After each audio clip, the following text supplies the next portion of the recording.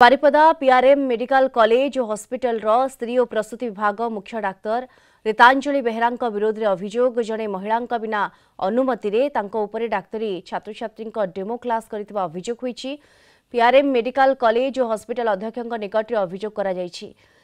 महिला को प्रसव पर पीआरएम मेडिकल कॉलेज और हॉस्पिटल में भर्ती करा जायथिला। पिला जन्म पर सोमवार विभाग मुख्य डाक्तर बेहेरा डेमो क्लास करथिबा अभियोग होईछि। उक्त महिला किंबा तांका स्वामी अगोचर में 20 रु अधिक विभाग छात्र छात्री सम्मुख में डेमो क्लास करथिबा अभियोग होईछि।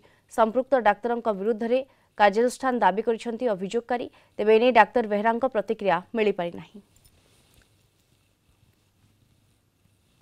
मो स्त्री को जना से माने सेई टेबल उपरे सोईछंती आउ तांकर बॉडी रो किछि पार्ट खोला अछि। तो सेते बेले मु कहिली के आपण माने बिना अनुमति नहीं कि मो स्त्री मोर आपण माने एमती काहे करूछंती। आपण माने न कही कि न जणे कि आपण माने एठी आनी करी आपण माने काहे कि छुआ मान को सिखौछंती। एटा तो ठीक नुहे ना।